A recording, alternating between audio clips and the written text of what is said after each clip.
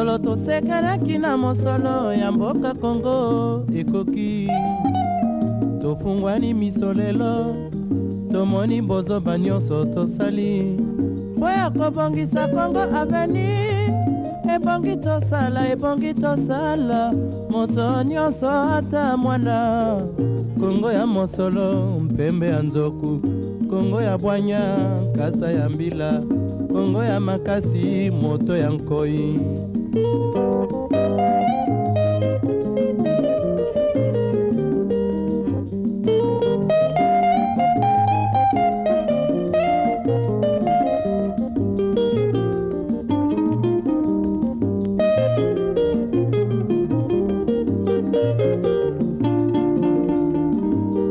Mikolo tosekelaki na mosolo ya mboka Kongo ekoki.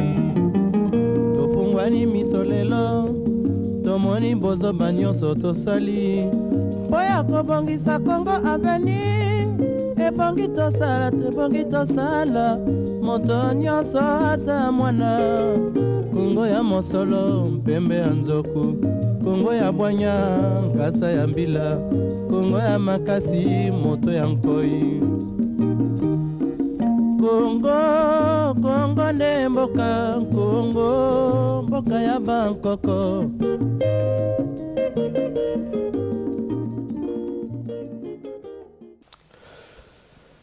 Bonsoir, chers amis, spectateurs. Une heure avec JGK ce soir, nous recevons un invité pour la première fois en direct de UK Congo Voice.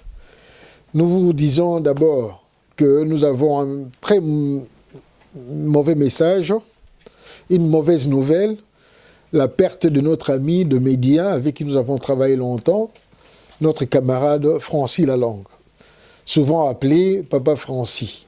Photo, qui nous a quittés depuis ce matin. Nabana yamboka vraiment ezali pasi mingi na mawa pona koloba ngo liso na lingala to bungisi moko abiso oyo tozalaki na ye na musala ope ya media ndeko na biso Francis Lalangue oyo to bando benga mingi Papa Francis Photo oyo atiki biso na tongo na lelo ezali pasi pe mawa molimo na ye kende na kimia.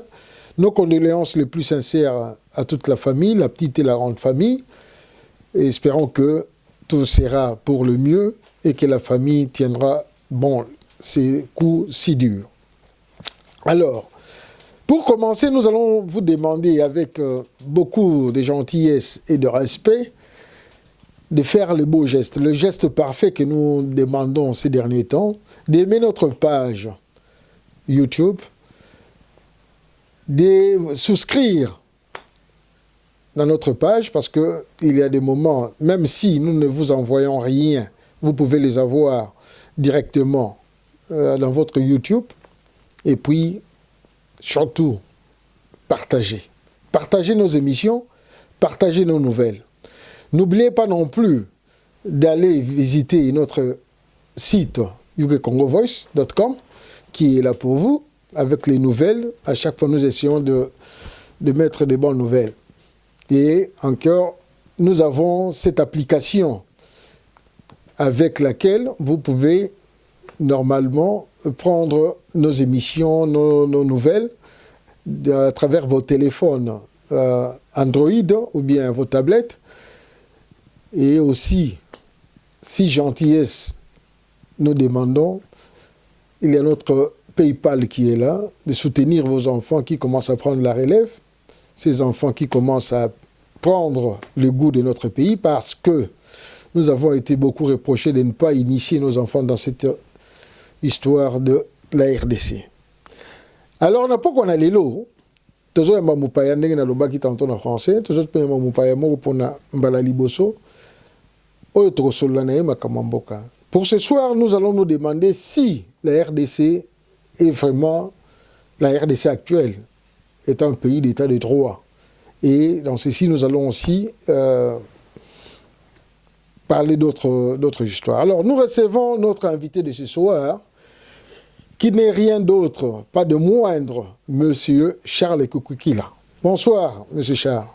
Bonsoir, mon frère Jean. Alors, avec grand plaisir de vous recevoir, à votre gré, si vous voulez répondre dans les deux langues, lingala, kikongo, ou bien dans la langue d'emprunt que nous avons, le français. Ça, c'est votre choix. Moi, je me sens à l'aise en français, mais je vais bricoler lingala comme je ne maîtrise pas bien. D'accord. Pas de problème. Alors, si vous pouvez commencer par vous présenter pour le grand public, moi je ne voudrais pas faire beaucoup de commentaires, en quelques mots ou en quelques phrases, que pourrions-nous connaître de M. Charles Koukoukoula? Comme vous l'avez dit, je m'appelle Charles Koukoukoula. Je vis en Angleterre depuis très très longtemps. Je suis parmi les premiers qui sont arrivés dans ce pays. Je suis arrivé dans ce pays en 1979. J'ai été étudiant, j'ai été un opposant politique. Dans mon parcours politique, j'ai rencontré M. Laurent Kabila aux années 83. Alors, quand il a commencé l'opération de l'Abdelan en 96, il m'a invité, comme il a invité plusieurs personnes, je l'ai rejoint, j'étais à Kinshasa, j'ai travaillé au ministère des Affaires étrangères et puis j'étais posté en Belgique comme représentant du Congo à l'Union européenne. Mais les choses n'ont pas marché comme il fallait. Bon, je les ai quittés et puis voilà, je suis rentré ici. Je ne suis plus jamais parti au Congo dès lors. Merci beaucoup, M. Charles. Donc, M. Charles Koukoukoula, vous avez un CV bien rempli, avec une expérience professionnelle vraiment bien fournie.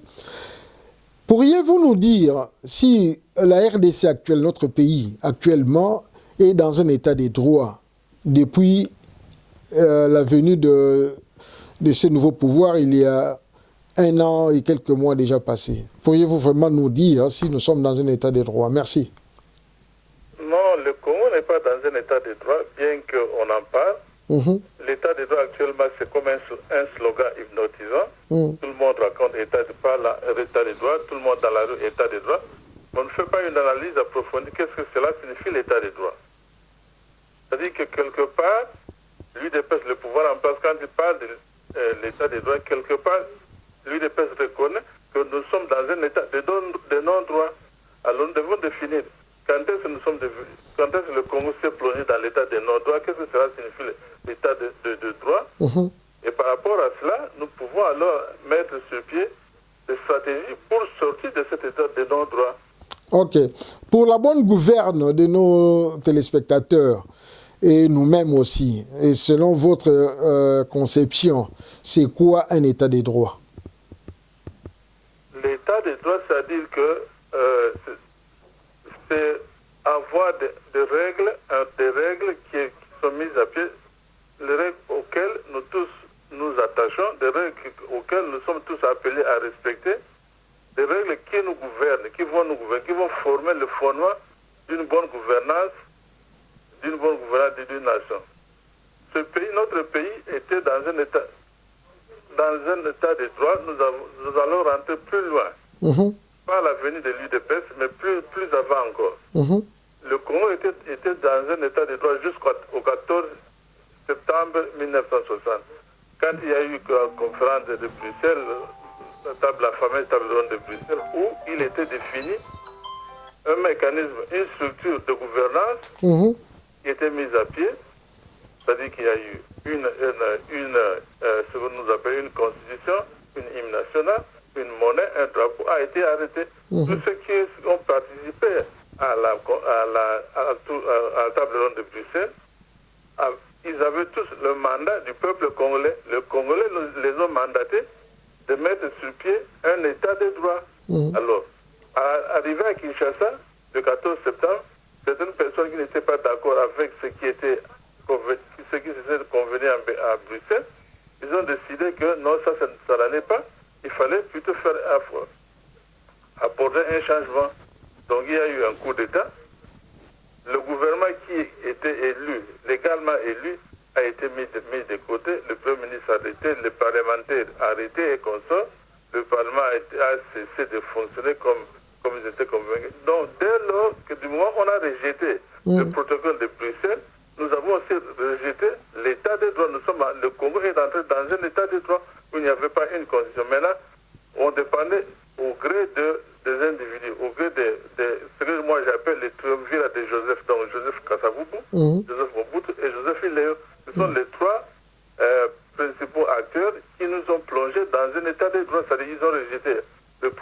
de l'indépendance, ils ont rejeté la constitution de l'indépendance, ils ont rejeté le drapeau de l'indépendance pour mettre à pied ce qu'ils ont mis un gouvernement farfelu comme Mobutu a pris des individus à gauche à droite et il a formé son gouvernement des commissaires généraux et consorts. Nous avons fonctionné dès lors dans un état de non-droit parce qu'il n'avait pas le mandat du peuple. Donc nous avons été dans un état de non-droit. Okay. Et cela a continué jusqu'à aujourd'hui. Mais si vous dites qu'ils n'ont pas eu le mandat du peuple, mais depuis janvier 2019, le peuple s'est prononcé et le peuple a voté, comment pourriez-vous nous dire qu'aujourd'hui, il n'y a pas mandat du peuple, donc nous restons toujours dans un état de non-droit? Nous restons dans un état de non-droit parce qu'on n'a jamais remis en cause la situation dans laquelle nous avons fonctionné jusqu'à ce moment-là, depuis une année. On n'a jamais remis ça en cause. Il faut qu'on revienne à l'état de droit, c'est-à-dire que reformuler, remettre sur pied le protocole de l'indépendance, au moins une version que tous les Congolais vont s'adhérer, et à partir de là, recréer l'état de droit. Mais jusqu'à si on n'arrive pas à cela, nous fonctionnons dans un état de non-droit. Et la preuve en est que le gouvernement actuel qui est en place, qui est supposé avoir été choisi par le peuple, ne peut pas mettre sur pied une stratégie de relance économique, une stratégie de gouvernance, parce qu'ils savent que tous les acteurs qui sont en place savent qu'ils ne méritent pas être là. D'accord. Ils n'ont jamais été choisi par le peuple congolais parce que les élections étaient contentieuses, comme tout le monde le sait, on le connaît. Bon. Donc nous devons rentrer dans un état de droit, c'est-à-dire que nous devons reconnaître d'abord que nous sommes dans un état de non-droit et certaines choses on doit remettre sur pied. On doit revenir sur l'esprit du protocole de l'indépendance. Okay. Où le peuple est prime. Le peuple prime. Donc, si je comprends bien, si nos téléspectateurs comprennent bien, il faudrait d'abord que nous remettions en cause le pouvoir comme tel, reconnaître les valeurs du peuple et ses droits. Donc, remettre en cause le pouvoir, remettre en cause tous les mécanismes qui nous a menés à ce point ici. Parce que la constitution à laquelle tout le monde fait référence n'est pas une constitution populaire du peuple, c'est une constitution qui a été confectionnée pour satisfaire certains individus. D'accord. C'est un groupe, mais ce n'est pas une constitution pour le peuple congolais. D'accord. Monsieur Charles, si je comprends aussi, vous avez travaillé du temps de Laurent Laurent Désiré Kabila, c'est que vous avez eu à travailler avec beaucoup d'acteurs qui aujourd'hui sont encore au pouvoir. Que pourriez-vous nous dire d'abord de ces acteurs du temps de l'AFDL jusqu'à ces jours qui restent encore au pouvoir en ce moment? Un peu déçu parce que nous avons tous été dans l'AFDL. Nous savons ce que l'AFDL était. L'AFDL était une coquille vide, il n'y avait rien là-dedans. Tant bien même qu'il y avait des individus qui étaient rodés politiquement en commençant par lui-même Laurent Kabila. C'était quelqu'un qui avait de bonnes intentions, qui savait exactement ce qu'il voulait faire du Congo, il savait exactement où le Congo devait aller, mais il est décédé et les choses sont parties de la façon que nous connaissons tous. Bon, ceux qui sont restés dans le système aujourd'hui, il faut poser la question. Moi, j'ai fait mon choix. Quand j'ai vu que l'esprit de Laurent Désiré n'était plus en place et qu'il y avait certaines personnes qui voulaient nous amener à côté, ailleurs, moi j'ai fait mon choix, j'ai quitté et je n'ai jamais regretté ça. D'accord. Cela ne signifie pas que j'ai été sollicité plusieurs fois de rentrer. Moi je dis non, je ne peux pas rentrer. Mes convictions politiques ne me permettent pas d'aller, de fonctionner dans le système actuel. D'accord. Parmi ces gens, si nous suivons bien, il y a eu des gens que nous appelons au Congo, bien qui se font appeler au Congo. D'abord, ceux qui se font appeler eux-mêmes les Banyamulenge, que nous connaissons comme les Banyarwanda, vous avez eu à les côtoyer. Que pourriez-vous nous dire d'eux? Sont-ils des Congolais ou ne les sont-ils pas? Et qu'est-ce qu'ils cherchent exactement au Congo? Merci. Je ne sais pas s'il faut vous je peux vous répondre ce qu'il cherche. Je ne sais pas ce qu'il cherche. Mais la réalité est celle-ci. Les Banyamulenge, comme plusieurs populations immigrées au Congo, sont venus chez nous comme des immigrés, comme des réfugiés. Ils sont arrivés chez nous pendant des périodes différentes, en 59 d'abord, et puis en 62, et puis plus tard, comme des réfugiés qui voulaient de l'espace, et puis ils voulaient vivre en paix, ils sont arrivés chez nous. Avant, ce sont les Belges qui ont amené les populations rwandaises et les populations burundaises pour travailler dans des mines. Sont-ils des Congolais? Ils ne sont pas les Congolais, bien que Mobutu leur a accordé une nationalité collective. On ne peut pas accorder une nationalité collective à un peuple. La nationalité, même pour ceux qui vivent dans ce pays, les Congolais qui vivent dans ce pays, vous faites la demande de nationalité. Et la loi de ce pays va décider si vous pouvez prendre cette nationalité. Du moment où vous prenez cette nationalité, vous êtes lié aux lois, au système, à tous les systèmes de ce pays. Vous devez respecter. Ils étaient avec nous dans l'AFDEL. Ils ont dit qu'ils étaient des Congolais, qu'ils voulaient travailler pour le Congo. Il n'y a pas de raison pour les refuser.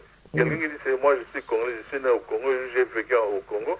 Pour le cas de certains individus qui ont travaillé même au Congo dans le système politique, dans le système juridique et comme ça, on ne va pas les écarter car du moment où je vais travailler pour le Congo. S'ils avaient d'autres intentions, en tout cas, ces intentions, ils n'ont pas exprimé ça.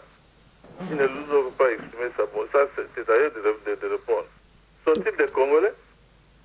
Ok. Non, s'ils ont fait des demandes, pour de la nationalité congolaise, c'est à structure politique et politique et commune de décider si c'était des Congolais. D'accord. S'ils n'ont pas fait de demandes, ils ne le sont pas. D'accord. Si je comprends bien, ils ne sont pas congolais, ils ne l'ont jamais été, ils sont venus et ils ont eu la nationalité collective selon Mobutu qui a été rejetée d'ailleurs. Nous avions eu des émissions là-dessus. Mais la question est de savoir, quand l'actuel président Félix Antoine Tshilombo Tshisekedi est passé ici dernièrement au UK, en Grande-Bretagne, il a clairement dit que le Banyamulenge était nos frères et qu'il fallait instaurer un système de paix, les laisser en paix pour l'intérêt du pays. Alors vous dites qu'ils n'ont jamais été congolais. Comment pouvez-vous expliquer cela? Non, cette déclaration n'engage que M. Tshilombo, ça n'engage que lui. La réalité est que d'abord, il n'y a jamais eu une population qui s'appelle Banyamulenge. Il n'y a jamais eu une tribu ou une population qui s'appelle Banyamulenge. Banyamulenge sont les Rwandais qui sont venus chez nous, comme je disais tantôt, comme des réfugiés et comme des gens qui sont venus travailler dans nos mines. Ils sont là. S'ils veulent être Congolais, ils vont demander la nationalité et vivre au Congo comme tout autre Congolais. Mais ils n'ont jamais été des Congolais. Qu'est-ce que moi je pense de ça? Donc, c'est une question à revoir. Cela ne peut être revu que dans un contexte d'un pays où nous vivons dans un état de droit, comme je disais tantôt, il faut qu'on mette l'état de droit en place. La constitution qui nous gère actuellement, c'est une fausse constitution qui est accordée, qui est une constitution de division que nous devons reconnaître. Il faut mettre une constitution qui nous unit. Et quand on aura cela, en ce moment, on va définir comment on peut devenir Congolais, qui peut être Congolais, qui ne peut pas être Congolais. D'accord. De ces gens-là, de ces acteurs, il y en a qui sont au pouvoir actuellement, comme j'ai dit, et qui jouissent d'une immunité considérable, qui ont une influence par rapport aux lois et aux décisions du pays. Croyez-vous vraiment qu'ils méritent, avec les jeux joués actuellement, ou les jeux qui sont en train de faire actuellement au pays, trahir le pays si on doit suivre certains résistants ou combattants ou critiques opposants? Ils ne travaillent pas pour l'intérêt de la RDC, au contraire, ils travaillent pour l'intérêt du Rwanda et de l'occupation. Croyez-vous vraiment que ces gens méritent d'être encore au pouvoir dans un état de droit? Croyez-vous vraiment qu'ils méritent de rester au pays, selon les normes dites d'une constitution bien faite? Non, ça dépend de nous. C'est-à-dire que, comme vous venez de l'élucider, c'est assez difficile pour le moment de le faire. Mais c'est-à-dire que nous, les Congolais, parce que je vois les Congolais s'acharnent à gauche et à droite sur beaucoup de futilités. Nous devons commencer à nous réunir réunir, nous mettre d'accord sur certaines stratégies. Comment est-ce que cela peut fonctionner? Comment est-ce que nous pouvons nous gouverner dans l'avenir? C'est comme ça que je vois ça. Il faudra que nous nous mettons ensemble et décider comment est-ce que nous allons... Si nous nous mettons ensemble et que nous décidions, voilà, nous Congolais, l'avenir c'est comme ça nous la préconisons. En ce moment-là, nous allons imposer cette stratégie, ce point de vue, nous allons imposer ça au Congo et nous, comme ça, toute autre personne qui veut devenir Congolais devra respecter. Pour le moment, on fait des combats, chacun fait son petit combat chez lui ailleurs. Il n'y a pas une union des idées, on ne se met pas ensemble pour arrêter une stratégie commune. Parce qu'il faudra qu'on arrive à arrêter une stratégie commune qui devient en quelque sorte un guide à tous les Congolais. Un guide pour que... Parce que moi, quand je vois les Banamou, j'étais à Washington au mois de mai l'année passée, j'ai vu des Banamou, des soi-disant Banamou qui réclament leur nationalité congolaise et qui réclament Minembwe comme leur village ou leur territoire. Pourtant, nous savons que cela n'a jamais été le cas. Mais tous ils parlent d'une même voix.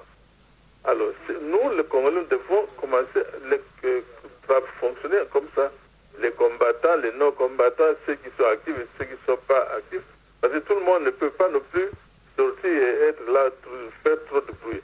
Il faudra quelque part que nous nous mettions au travail et nous arrêtions une position commune, une position à laquelle nous allons tous adhérer. Et cette position va définir comment est-ce que le pays va aller de l'avant. Mais jusque-là, jusque-là, on ne le fait pas. Alors, si on ne le fait pas, malheureusement, cette situation va continuer ainsi. Ok. Bien. Voyons les paysages politiques actuels en RDC, avec le bras de fer qui, au jour le jour, s'est fait entre les membres de la coalition. Croyez-vous ou pensez-vous à une stabilité politique en RDC et à un avenir prospère pour ce pays? Merci. Non, je ne vois pas. D'abord, la coalition qui est au pouvoir aujourd'hui, je ne sais pas exactement ce qu'elle est en train de faire. On voit ce qui se passe, il y a des situations de fraude, des millions de dollars qui disparaissent comme ça.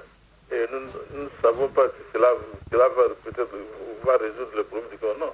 Je n'ai pas beaucoup de confiance à l'avenir du Congo. Comme je dis tantôt, tout dépendra de notre capacité de nous organiser, nous les Congolais. Ceux qui lisent la situation du Congo en dehors de cette coalition-là. On peut pas maintenir cette coalition en place. Elle est défaillante et elle n'a aucune stratégie. S'il y a une stratégie, c'est la stratégie de se maintenir au pouvoir. Il y a de nos compatriotes qui veulent bien être là parce qu'ils veulent retirer $1 ici, $1 là et mener sa petite vie. Ce n'est pas de ça qu'on veut que la lutte doit être. La lutte, c'est pour l'avenir de nos enfants, leurs enfants, et ainsi de suite. Nous devons penser sur une durée de 50, 100 ans. Ok. D'accord. Monsieur Charles Koukoukila, nous arrivons vers la fin de notre petite interview, parce que c'est la première fois que nous aurons tant d'autres. Ok. Voyons ce qui se passe au pays. Je vais aller droit au but. Les humiliations connues et vécues par la plupart des politiciens congolais ou des leaders congolais qui réclament ou dénoncent ou qui revendiquent les droits ou les valeurs congolaises ou les territoires congolais. Ces humiliations arrivent à ce que les gens soient soit écartés politiquement, soit évacués du pays. Prenons l'exemple du monseigneur Monsengo, qui a parlé de médiocre, que le pouvoir était un pouvoir de médiocres, qu'il fallait changer le paysage politique. Nous parlons de Floribert Chebeya, qui a été assassiné. Nous parlons du pasteur Ekofo, qui a été évacué du pays en cascade. Nous parlons maintenant de l'honorable de Monansemi, tout récemment, avec toutes ces revendications, bien que peut-être exagérées ou pas, mais qui se voient humiliés dans ce que nous avons suivi. En tant que Congolais, pensez-vous vraiment que le Congolais a encore un droit en tant que citoyen dans ce pays? Croyez-vous vraiment que cette humiliation est méritée en tant que telle? Et si vous aviez un commentaire à faire là-dessus à la fin, que pourriez-vous nous dire? Merci. D'abord, je salue tous ces vaillants compatriotes qui ont osé lever leur voix par rapport à la situation désastreuse de notre pays. Je dois les applaudir et qu'ils doivent jouir de nos soutiens. Comme je disais tantôt, tout dépend de notre capacité de nous organiser. Je crois que nous devons chercher à nous mettre ensemble, chercher les voies et moyens. Comment nous pouvons nous organiser et articuler nos problèmes. Par rapport à tout, j'ai parlé de la Constitution, j'ai parlé de la gouvernance. Tout ça, quel genre de gouvernance devons-nous avoir, quel genre de Constitution devons-nous avoir. Et même si le problème, la question de Banamou Lengue, de Banarouane, whatever, nous devons débattre tout cela pour arriver à une conclusion qui va satisfaire tout le monde. Je sais que c'est difficile d'achever un tel programme, mais c'est comme ça que nous devons fonctionner. Nous devons nous mettre à travailler ensemble, chercher les voies et moyens de nous mettre ensemble. Autrement, d'ici là, parce que moi, je lis qu'il y a des gens qui veulent absolument mettre fin à la nation République démocratique du Congo. Il y a des ceux qui sont réellement en train de faire un effort que ce projet-là arrive à terme. Alors nous devons, nous, Congolais, empêcher cela d'arriver. Autrement, nos enfants, nos arrière-enfants ne nous pardonneront jamais. Voilà. Donc, moi, je pense que c'est comme ça qu'il faut approcher les gens. Moi, je salue tous ces Congolais qui, certains sont morts, certains ont été obligés de quitter le pays, qui ont osé hausser leur voix. Nous devons les applaudir et les soutenir. Et si possibilité il y a, de travailler avec eux pour qu'on arrête une position commune.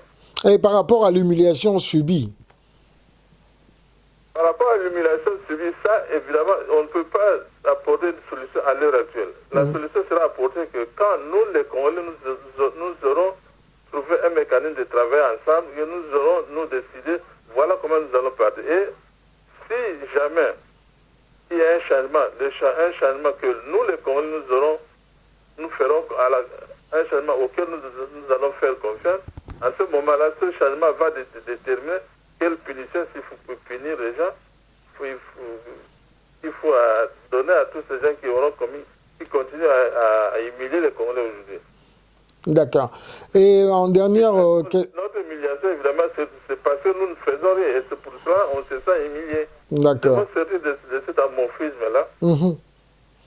D'accord. En dernière question, si nous pouvons demander, parce que vous avez quand même un CV professionnel, le cirque, s'il faut dire le scénario financier qui se passe aujourd'hui en RDC avec les malversations, les fraudes, les détournements de fonds dont Vital Kamerhe a fait l'objet en premier et les autres qui suivent. Croyez-vous vraiment que la RDC mérite tel détournement des fonds avec le peuple qui souffre? Et de deux, croyez-vous vraiment que ce procès finira comme il faudrait et que tous les coupables seront mis hors d'état de nuire? Merci. Ça, je ne sais pas, parce que cela démontre une fois en plus que le pouvoir en place, ceux qui sont venus en place, ceux qui sont au pouvoir depuis une année, n'ont jamais eu une stratégie de trouver une solution aux multiples difficultés que le Congo a, ou même pas seulement le Congo, mais la sous-région d'Afrique, cette sous-région d'Afrique. Ils n'ont jamais eu une stratégie. La seule stratégie qu'ils ont, c'est plutôt de malversation financière. Vous parlez de M. Kamel, je ne sais pas, lui, je ne sais pas s'il était, il est encore le directeur de cabinet du chef de l'État. Je n'ai jamais entendu dans un pays où il y a un ministère de Finances qu'un directeur de cabinet ait accès à des fonds aussi importants comme ça et puis que l'argent disparaisse comme ça sans qu'on connaisse comment et pourquoi. Je n'ai pas confiance au système juridique actuel au Congo, parce que, comme je vous ai dit, le fondement, si vous parlez sur le base de constitution, la constitution actuelle du Congo est une fausse constitution, une constitution de division qui ne reflète pas le désir, le besoin des Congolais. Donc, pour moi, je n'ai pas tout à fait confiance à ça. Je ne pense pas qu'ils sont là pour trouver une solution à cela. Ils sont là pour peut-être satisfaire les caprices des uns et des autres, mais pas réellement aller au fond, tacler le problème comme il faut. D'accord. Nous voici à la fin de notre interview. Si vous aviez un commentaire en plus à faire que vous n'aviez pas émis tout à l'heure, et si vous aviez une déclaration ou, je ne sais pas, un conseil à prodiguer, nous vous accordons 1 à 2 minutes, comme ça nous vous écoutons. Merci. Ce que je peux dire d'abord, merci de m'avoir invité à votre émission, d'abord de 1. Je profite de cette occasion pour passer mes condoléances à la famille de défunt, celui qui nous a quittés ce matin. Francis Lalongue, oui. Oui. Je sais qu'il y a d'autres Congolais qui nous ont quittés ces 2 dernières semaines. Oui. Mes condoléances à leur famille. Merci beaucoup. Et que moi, je souhaite que vous organisiez, que vous preniez des initiatives comme ça plusieurs fois et amener les différentes personnalités congolaises. Ce qui me frappe beaucoup chez les Congolais, que quand moi je dis ça avec plus, je réalise qu'il y a beaucoup de talents parmi nous. Les talents et des gens réellement, des femmes et des hommes valables, capables, intelligents, qui sont prêts à se sacrifier pour se permettre, qui n'ont pas eu l'opportunité de le faire jusque-là. Donc quand vous organisez des émissions pareilles où on peut facilement faire des échanges, je crois que cela va peut-être nous aider à commencer à développer des stratégies pour pouvoir faire un changement positif dans le pays. D'accord. Et je vous remercie particulièrement de m'avoir invité. Merci beaucoup. Merci beaucoup, M. Charles Koukila. Compliment à la famille, compliment à vous-même d'avoir vraiment presté, comme vous l'avez fait, très direct. J'espère que, comme vous avez souhaité, nous allons essayer de nous mettre d'arrache-pied à organiser pareille émission, mais vous connaissez la situation actuelle avec le confinement. Dès que cela sera fini, nous organiserons ce que nous pourrons organiser et vous serez parmi les premiers invités, nous vous le promettons. Merci encore d'avoir été avec nous et nous nous revoyons très prochainement. Merci à vous de nous avoir suivis, vous qui êtes là devant vos écrans. Et nous vous demandons encore, si possible, d'aimer notre page, de souscrire à notre page et puis de partager nos émissions. Visitez notre site Congo Voice avec toutes les informations. Prenez notre application et puis notre PayPal est là. Je sais que c'est dur à faire, mais le beau geste sera le meilleur. Alors nous vous remercions encore et encourageons nos enfants pour le travail qu'ils sont en train de faire pour la relève. Monsieur Charles Koukila et moi, nous commençons à la retraite, je crois. Il faut le dire ainsi. Alors, les enfants commencent à prendre la relève. Mais aujourd'hui, nous avons été à la technique avec Gélie Jean et Kenny Jean Kikamba, la relation publique Linda Kikamba et au micro, à la présentation, lui-même, Jean-Guy Kikamba, JGK. Alors, nous vous remercions. Merci et bye-bye.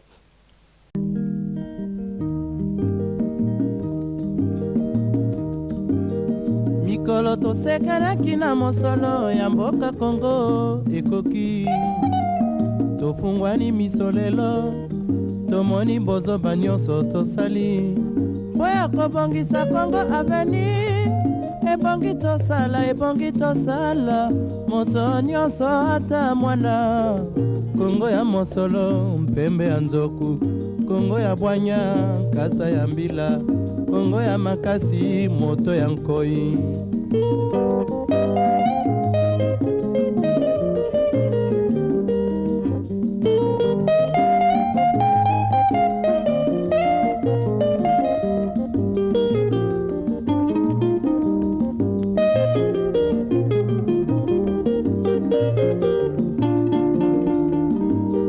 mikolo tosekanaki na mosolo ya mboka Kongo ekoki tofungwani miso lelo tomoni bozoba nyonso tosali mpo ya kobongisa Congo Avenir.